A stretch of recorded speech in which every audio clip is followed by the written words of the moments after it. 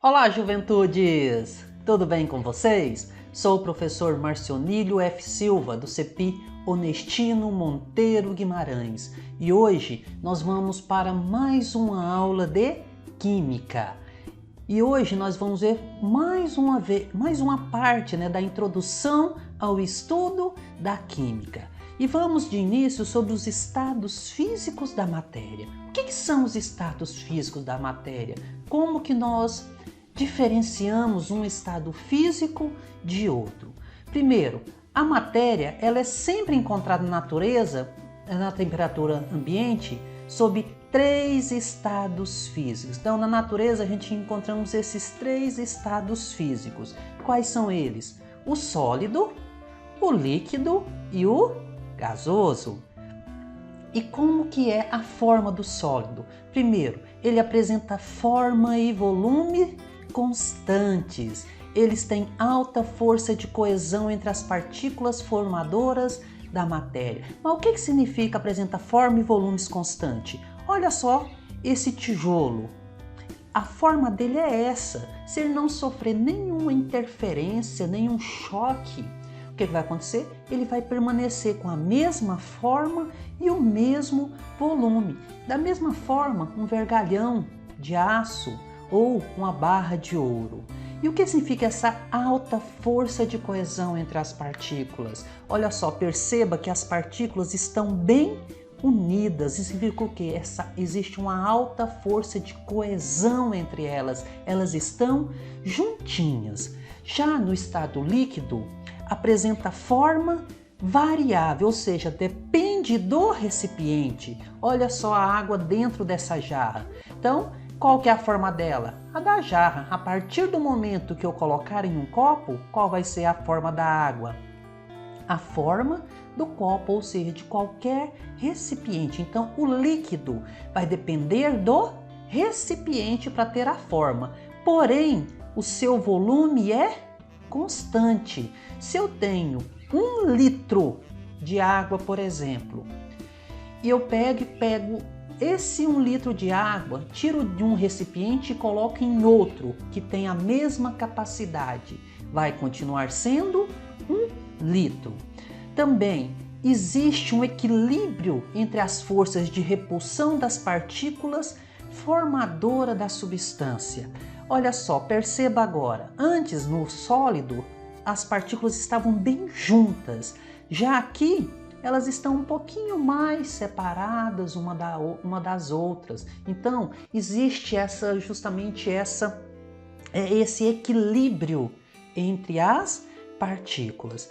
Já no estado gasoso, esse é muito interessante. Ele apresenta forma e volume variável. O que é essa forma e volume variáveis? Por exemplo, nós temos aqui um botijão de gás comprimido. Então, o que acontece? Esse botijão aqui, a gente olhando, pode ter o quê? Uns 15, 20, 30 litros. Mas, a partir do momento que eu começo a encher balões, vou enchendo, o que vai acontecer? Esse volume vai variar. Ou seja, esses 30 litros que está aqui, poderá dar 1000 litros de gás hélio. Então, a forma e o volume são variáveis. E por que isso acontece? Porque existe uma alta força de repulsão entre as partículas formadoras da substância. Olha só como que fica. Percebe que agora elas estão bem distantes uma das outras, elas não querem ficar perto, por isso que tem essa leve sombra aqui. Por quê? Uma está longe da outra, não quer saber de ficar pertinho. Então, assim são as partículas no estado gasoso. Relembrando, no estado sólido apresenta forma e volume constantes. Já no líquido, a forma é variável e o volume constante. Já no gasoso, o que nós temos? Tanto a forma quanto o volume são variáveis e existe uma força muito grande de repulsão entre as partículas. E aqui nós temos na natureza a água, né? Ou melhor, os 3 estados físicos, nesse caso da água. Então nós temos o estado gasoso. O que é o estado gasoso? É a umidade que está no ar, as partículas de água que estão no ar. Já no estado líquido, a água, né? Boa e velha companheira nossa. E no estado sólido, o gelo. E existem as mudanças de estado físico. Então, quando é que acontece essa mudança de estado físico? Por que isso acontece? Então, isso deve-se a um aumento ou diminuição da temperatura. Quando aumenta a temperatura, o que vai acontecer com a força de coesão entre as partículas? Ela vai diminuir. Por isso que quanto mais esquenta, o que vai acontecer com as partículas? Elas vão ficar mais agitadas, vão querer se separar uma da outra. Então, o que acontece? Que quando a temperatura diminui, a força de coesão aumenta, ou seja, elas ficam mais próximas uma da outra, elas querem ficar mais juntinhas uma das outras. Então, essa repulsão entre as partículas formadoras da matéria diminui, porque elas ficam menos agitadas. E prestem muita atenção nesse grafo que nós temos aqui, nessa imagem que nós temos, que é a mudança de estado da matéria. Então, cada mudança tem um nome específico. Olha só, quando nós temos do estado sólido e passamos para o estado líquido, nós temos fusão. Quando temos do estado líquido para o gasoso, nós temos a vaporização. E dentro da vaporização, nós temos outras classificações aí dentro da vaporização, que veremos daqui a pouco. Quando eu tenho do estado gasoso para o estado líquido, nós temos a liquefação ou condensação. Quando é que isso acontece? Veja de manhã assim, aquele tempo, quando o tempo está muito úmido, e você olha na janela, tem aquelas gotículas de água. Ou então você retira um recipiente qualquer da geladeira e coloca sobre a mesa. Dentro de pouco tempo, o que vai acontecer? Vão aparecer gotículas de água ali naquela superfície. Por quê? Por que isso acontece? Nós temos a umidade relativa do ar, então tem água no estado gasoso. A partir do momento que ela se choca com um recipiente mais frio, o que vai acontecer com as partículas? Elas vão diminuir, então elas vão ficar mais juntinhas. E aí acontece a liquefação. Depois, do estado líquido para o estado sólido, nós temos a solidificação. E nós temos uma quinta mudança de estado, que acontece tanto do sólido para o gasoso sem passar pelo líquido, e do gasoso passando para o sólido também sem passar pelo líquido. Qual que é o nome dessa transformação? É a sublimação. Um exemplo bem claro disso daí são aquelas bolinhas de naftalina, aquelas bolinhas brancas que geralmente colocam em guarda-roupas, colocam em banheiros também para tirar um pouco do odor, coloca dentro do guarda-roupa e nos cantos da casa para matar baratas, né? A naftalina. Então, ela é um exemplo bem claro de uma mudança que acontece, a mudança de estado do sólido para o gasoso sem passar pelo líquido, ou seja, acontece a sublimação. Outro exemplo de sublimação é o conhecido gelo seco, aquele que é feito de gás carbônico, ou seja, ele passa do estado sólido para o estado gasoso e vice-versa sem passar pelo líquido. Aí nós temos a sublimação. Então prestem muita atenção nesta imagem aqui. Ela vai ser muito importante para você em breve. E nós temos, como eu falei, dentro da vaporização, nós temos outras classificações. Nós temos a evaporação. O que é a evaporação? É uma passagem espontânea do estado líquido para o estado gasoso. Um exemplo bem comum para passar para vocês é quando vai secar roupa no varal. Então coloca a roupa molhada ali e a água vai evaporar lentamente, vai acontecer uma vaporização, ou seja, a evaporação da água ali é uma forma lenta, uma passagem espontânea. E nós temos a ebulição. O que é ebulição? É uma passagem forçada, aquela que você força para quê? Para que o líquido passe para o gasoso muito mais rápido.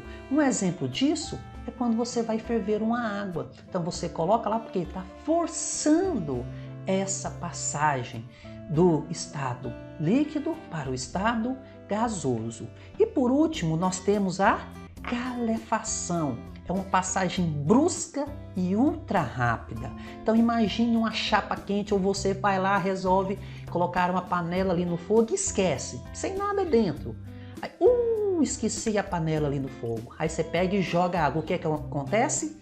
Evapora, acontece a vaporização automaticamente. Ou seja, é bem brusco, é bem rápido. Então nós temos a evaporação, que é uma passagem espontânea, a ebulição, que é uma passagem forçada, e a calefação, ela é brusca e ultra rápida. E também nós temos a classificação da matéria. Então, dentro da classificação, nós temos os tipos de substâncias. Nós temos a substância pura e a substância composta. Primeiro, a substância pura possui um único tipo de substância. É uma composição definida em ponto de fusão e de ebulição constantes. Olha só, exemplo de substância simples. Ela é formada por um único tipo de elemento químico. Olha só, como exemplo, nós temos o gás hélio, por isso nós temos essas bolinhas coloridas que representa um único elemento químico. Nós temos o gás oxigênio, também, olha só, o gás oxigênio tem duas moléculas, mas, ou melhor, dois átomos, mas do mesmo elemento químico. Olha aqui a cor.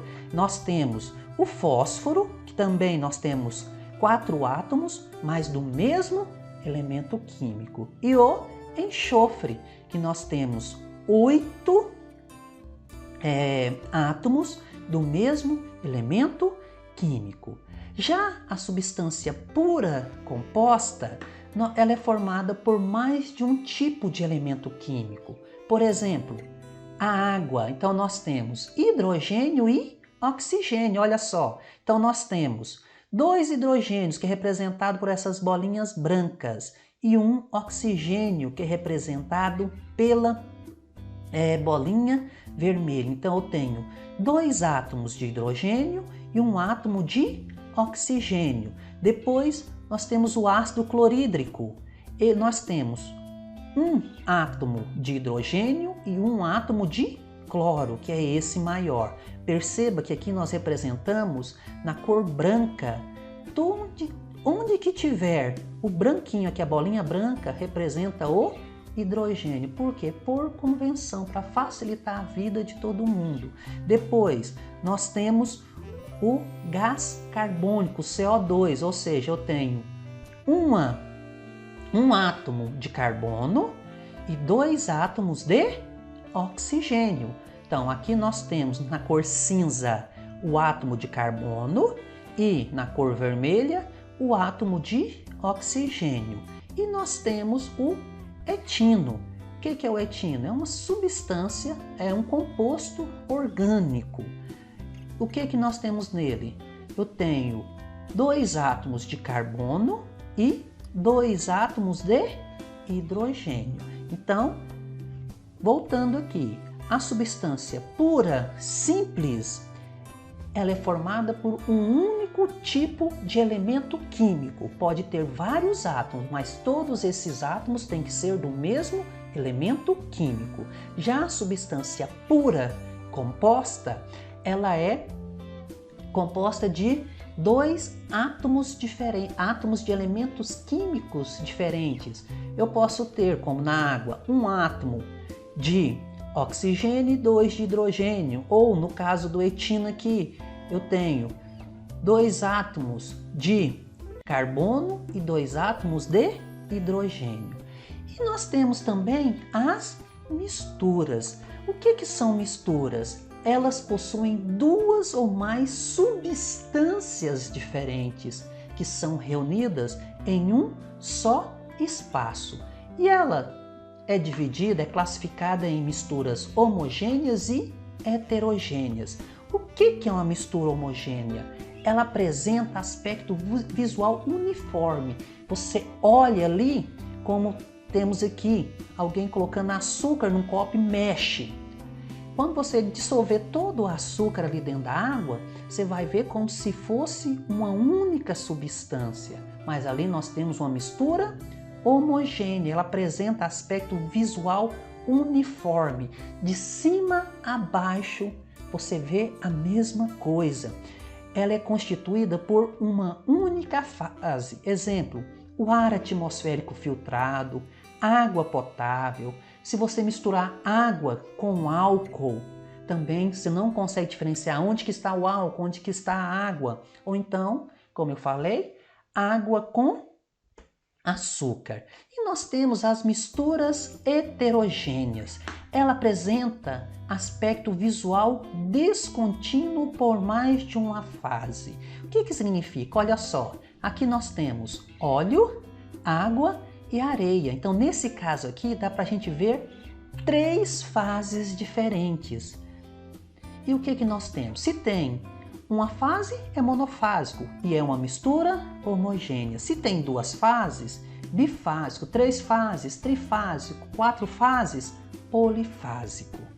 Então, ela apresenta um aspecto descontínuo com mais de uma fase. Então, nós temos água e óleo, o granito, esse granito, essa pedra que tem aí nas cozinhas, nas pias, pode ver que você vê ali várias cores nela. Por quê? Porque o granito é composto de mica, quartzo e feldespato.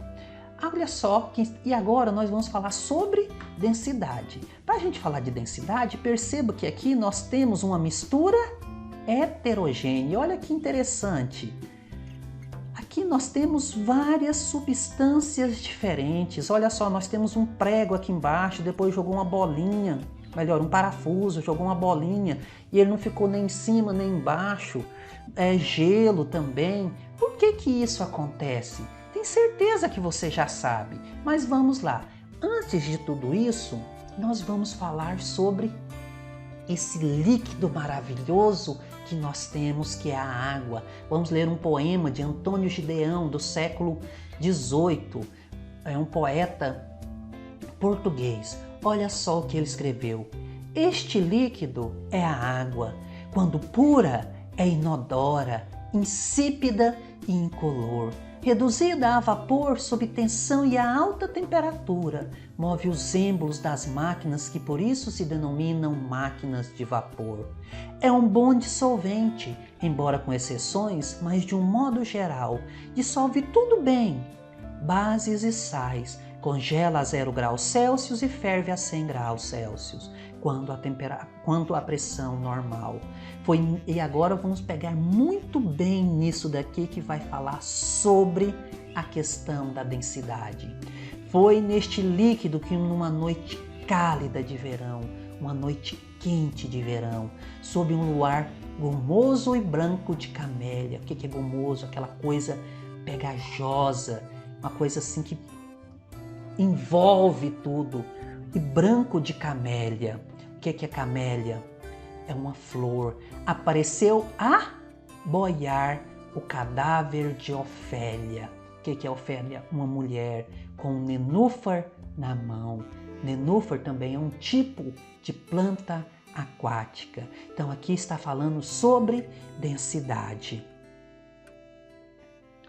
Então, o que é densidade? Densidade também é conhecida como massa volúmica e é justamente a relação que existe entre a massa e o volume de um material a uma dada pressão e temperatura.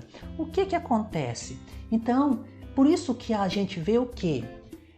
Por que uma tora de madeira boia sobre o rio, mas se eu jogar um prego ele afunda. Porque é a relação. Então, a densidade do prego, mesmo sendo menor, o que acontece? É muito maior do que a da madeira. Por quê? Colocando uma linguagem mais simples, as partículas da madeira estão mais afastadas. Da mesma forma do prego, já acontece o quê? Elas estão mais juntas. Com certeza, você já alguém perguntou para vocês: o que pesa mais? 1 quilo de pena ou 1 quilo de chumbo? Fala, mas eles têm o mesmo peso, têm a mesma massa? Correto. Agora, se eu perguntar, qual tem maior densidade? 1 quilo de chumbo ou 1 quilo de pena? Também fica fácil, né? Porque se eu pegar um bloco pequenininho assim, de chumbo, já vai ter 1 quilo. E para eu ter 1 quilo de pena, um saco bem grande. E qual que vai boiar na água? A pena ou o chumbo?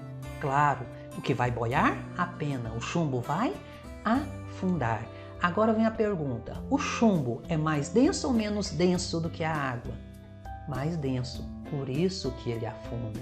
E a pena é mais densa ou menos densa que a água? Menos densa, por isso que ela flutua na água. Então, como que nós fazemos o cálculo da densidade? Então, eu tenho a densidade é igual à massa da substância dividido pelo volume da substância. Lembrando que a densidade, a unidade padrão dela dentro do Sistema Internacional de Unidades, é grama por centímetros cúbicos ou gramas por ml. Já a massa da substância, ela sempre tem que ser em gramas. O volume tem que ser em centímetros cúbicos ou ml. E nós temos a fórmula simplificada. Então, a densidade, que nesse caso aqui está representado por uma letrinha grega chamada ρ, mas você pode substituir o ρ por quê? Por um D, tá? De densidade. Densidade é igual a massa sobre o volume. E por que acontece de algumas coisas boiarem e outras afundarem, como eu falei? Água líquida, por exemplo, ela possui maior valor de densidade ou massa volúmica que a água sólida.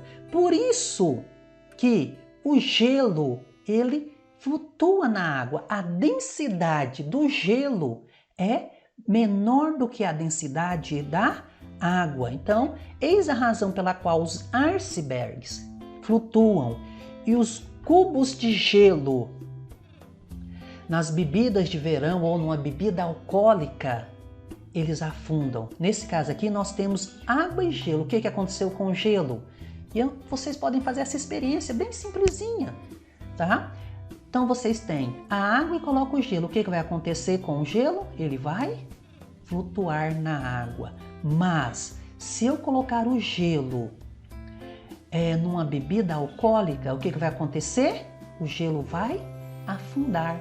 Ele passa a ser mais denso do que a bebida. Então, a água no estado sólido é menos densa do que a água no estado líquido. E a água no estado sólido é mais densa do que o álcool. Aí que nós temos.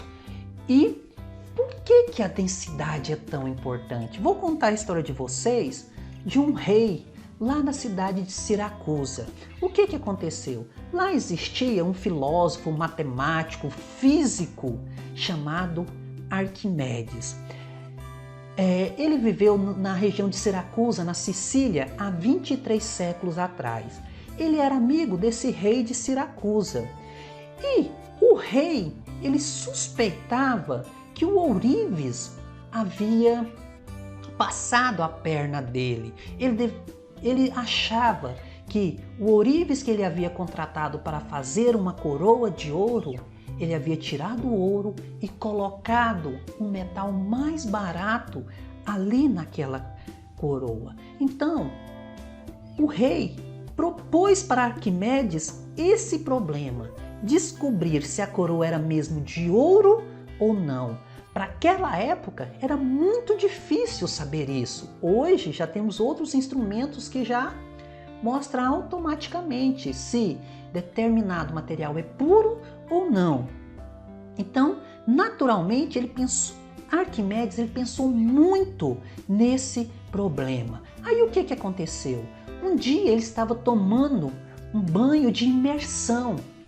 Lá, né, vamos colocar assim, numa banheira improvisada da época, ele estava tomando banho ali. De repente, ele percebeu que o corpo dele dentro da água parecia mais leve. Então, ele teve uma ideia para resolver o problema. Aí, o que diz a história? Consta, né, que ele saiu do banho do jeito que veio ao mundo, peladão, gritando pelas ruas lá de Siracusa. Eureka! Eureka! O que significa eureka? Achei em grego. Então, o que ele fez? Ele foi lá e conversou com o rei, falou assim: meu amigo rei, me dê a sua coroa e me dê um bloco de ouro do mesmo tanto que você deu ali para aquele ourives fabricar a sua coroa. E quando ele colocou numa balança, ele viu o quê?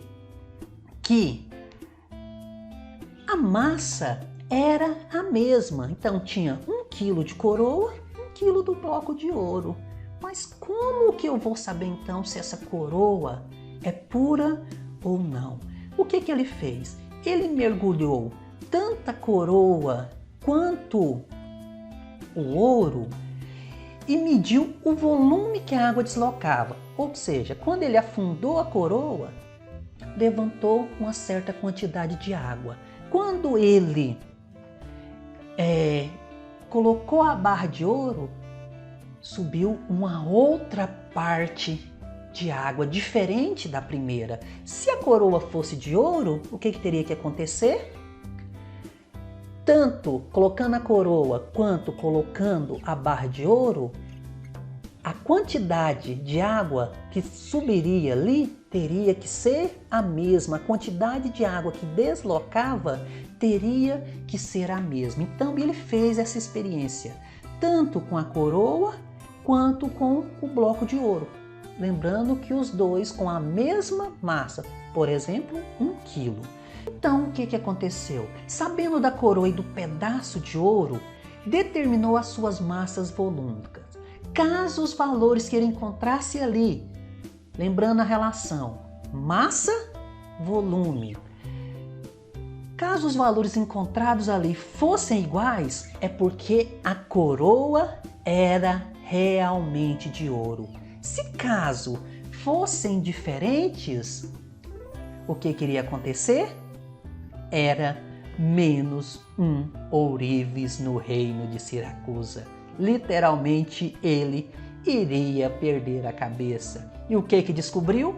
Sim, o ourives havia roubado do rei. E o que aconteceu com o ourives? Ficou sem a cabeça. Então, meus queridos, na semana que vem nós vamos aprender como calculamos a densidade através da fórmula matemática, ok? Um abraço a todos e até a próxima aula. Tchau!